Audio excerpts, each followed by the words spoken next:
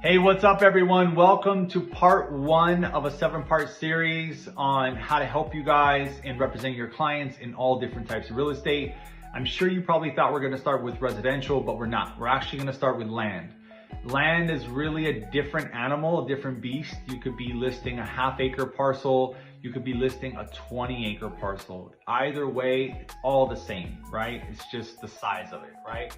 So some things you want to ask for from your seller, you want to ask for a soils report. It's a phase 1 or phase 2 soils report. It's really important. This soils report is going to tell you if whoever's going to buy the property is going to build on expansive soil. Obviously they need to do a soils report, but it's easier if one is already done. I think a soils report is only good for a certain amount of time. If I'm not mistaken, it's for 6 months to a year, depending. Don't quote me on that, but I know for me, in some of the developments that I've done, I've had to do soils reports, I think every 12 months in refinancing or buying or whatever the case may be. So soils report, number 1. Number 2, you want to get a parcel map, plat map, or survey. All 3 preferred. If they have it, that's going to show you where the boundaries of the property are. And that's going to help when you're marketing, because the buyer that's coming in, whether they're just building a spec house or they're building an apartment complex, they're going to know how far they can go out, setbacks, things like that, right? So it's really important to try and get that. If you can't get that, that's okay. Just make sure that the buyer knows, right? Next thing you want to do is you want to contact the utility companies to find out where the utilities are in conjunction with the property that you're selling. Now, the utilities might be at the lot line, they might be on site, they could be 100 feet down the road.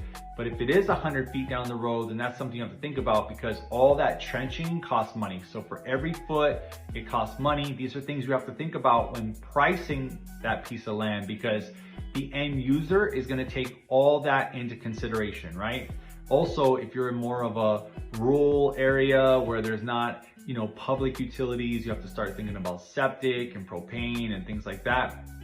Or if you're in a more of a city atmosphere, then it's a little bit easier, right? Especially if you're surrounded by properties, most likely all of these utilities are not far away, right? So things to think about when you're pricing it, when you're prepping it, as you're dealing with your client and coming up with a price and kind of coming up with a marketing strategy and things like that. You really have to come up and say, okay, everyone that wants to buy this property is ready to go. All the utilities are on site. We have a soils report, we have a survey, we have all that, it's ready to go. You can, have this package and submit to the city to try and get approval on what you want to build. Or you're in a different situation where you're saying, okay, all the utilities are about 100 feet away, maybe 150 feet away. We don't have any reports. We don't have any surveys. This is where we think it is. It's up to you to do your diligence, Mr. Buyer, to figure out exactly where the lot lines are for this particular property. See, so it's totally different, right? It's totally different ways of marketing. And whatever it is what it is, right? It doesn't matter what it is, but at least you know, and you can present that property in the best possible light and give the honesty of, hey, this is all we have, or we have a full package, right? And so some of the things you want to do is you also want to start thinking about what's around the property, right? How close are the freeways? How close are the schools? How close are the anchor tenants? And what an anchor tenant is like a Walmart, a Target, a grocery store, something like that, right?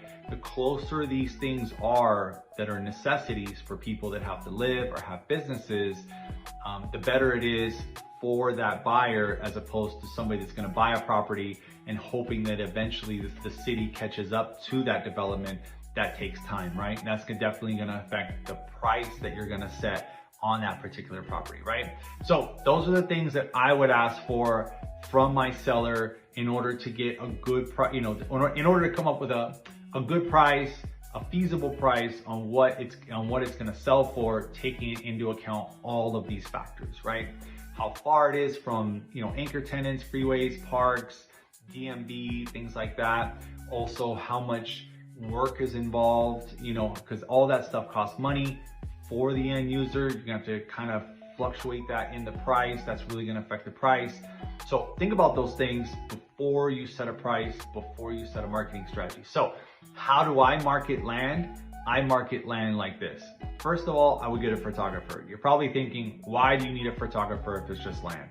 It's really important. It doesn't matter if it's a small piece, if it's a big piece, whatever the case may be, you still want to get good quality, clear pictures, right? If you're marketing on YouTube, which you should be, or any other platform, you want the crisp, most clear pictures possible. You don't want something from your phone. You don't want to do it. Get a professional out there. It's really important. Second, you want a drone. It doesn't matter if it's a half acre.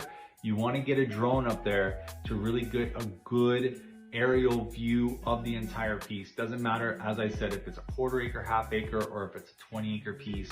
It's really important to get a drone up there. Now, if you have a septic on site or a well on site, or if you have utilities on site, you know exactly where they are.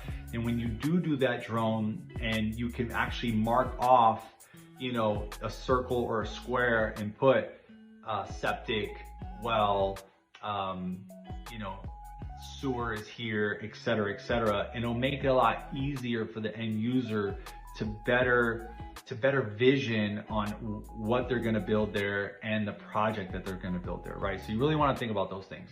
Next thing you want to do is you want to do a shot, hopefully a shot kind of a little bit away from the property, but facing towards, so away from the property, but the line of sight, you can see the actual piece of land, but then you can also see where the city is in conjunction with where the land is in that area, right? That'll give somebody a good depth perception on how far that piece of land is from downtown or from the city or whatnot. It makes it a lot easier. They get a good visual, right?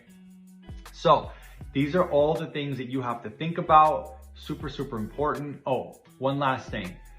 It was really important that you try and do like a population map. You can pretty much get like a general population of, you know, how many people are in that area. Again, if you're on the outskirts and the city just really hasn't built to you yet, then you need to think about those things, right? But if you're in the center of town, or maybe, you know, just a few miles out from the center of town, or pretty far in, or pretty central, then it's gonna be a lot easier. There's a lot more want for pieces like that because the population is already there, right? It's already in the center of town. So these are the things that I ask for when I list a piece of land from my seller. These are things that I do to prep my pieces of land whenever I get land listings, and that's how I market land. So I hope this helps you guys. For more information like this, make sure you subscribe, like, and follow, and we'll see you on the next one.